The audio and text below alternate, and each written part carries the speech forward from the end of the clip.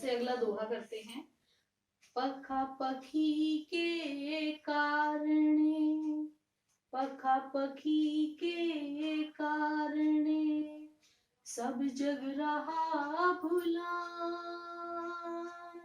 निरपख होय के हरि भजे, निरपख होय के हरि भजे, सोई संत सुजान कबीरा, सोई संत सुजान।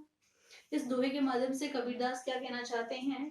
पखा पखी, पखा होता है पक्ष, पखी विपक्ष, कि पखा पखी कोई पक्ष में है परमात्मा के, कोई विपक्ष में है, के कारण, कि कोई पक्ष में है कोई विपक्ष में है, इस चीज के कारण सब जग रहा भुलान। भुलान होता है विस्मृत हो जाना, भूल जाना, कि सारा जगत है वो वास्तविक परमात्मा को भूल गया है।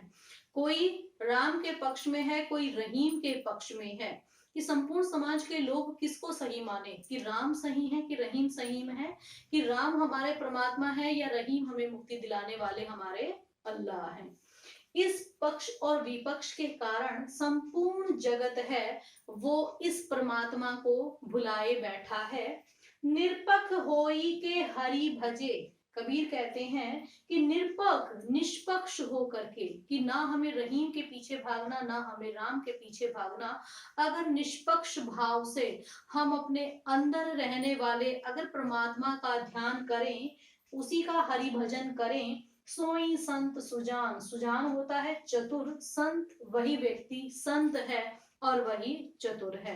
कबीरदास कहते हैं कि संपूर्ण समाज में हमारे ये कह सकते हैं कि जो पाखंडी हैं, जिन्होंने धर्म को एक आडंबर के रूप में बना रखा है, जिन्होंने भोली भाली जनता को अपने इस धार्मिक प्रपंच में फंसा रखा है। मंदिर में कहा जाता है कि यहाँ मंदिर में ही राम निवास करते हैं और यहीं से हमें, इनकी आराधना से ही हमें मुक्ति मिल सकती है। तो मुसलमान है वो कहते हैं नहीं, अल्लाह है वहां से ही हमें मुक्ति की प्राप्ति हो सकती है, हमें काशी काबा ही जाना चाहिए। लेकिन कबीरदास कहते हैं कि ये जो पक्ष और विपक्ष है, कि कोई किसी के पक्ष में है, कोई किसी के विपक्ष में है, इन सब चीजों के कारण ही संपूर्ण जगत है वो भूल गया है, कि संपूर्ण जगत भूल गया है कि परमात्मा हमारे अंदर है, ना वो मंदिर में है ना वो मस्जिद में है। उस परमात्मा ने हमें अपना ही अंश बना करके इस संसार में उतारा है। इस संसार का कण कण जो जीव है, उस जीवात्मा के अंदर वो परमात्मा बसे हुए हैं। इस बात को संपूर्ण जगत भूल गया है, इस राम और रहीम के पक्ष और विपक्ष में। कबीरदास कहते हैं कि निरपक्ष जो निष्पक्ष है, कि जिसको न मंदिर से मतलब है न मस्जिद से, जिसके लिए ये है कि परमात्मा कहीं नहीं, वो मेरे मन में है, जो कर्म मैं कर रहा हूं वो परमात्मा कर रहे हैं, या मेरे जो विचार हैं, जो मेरी भक्ति है वो मेरे अपने लिए है, मेरे अंदर बसे हुए उस भगवान के लिए है, कि जो संपूर्ण मानव जाति का कल्याण करती है, जो संपूर्ण प्राणियों से प्रेम करती है।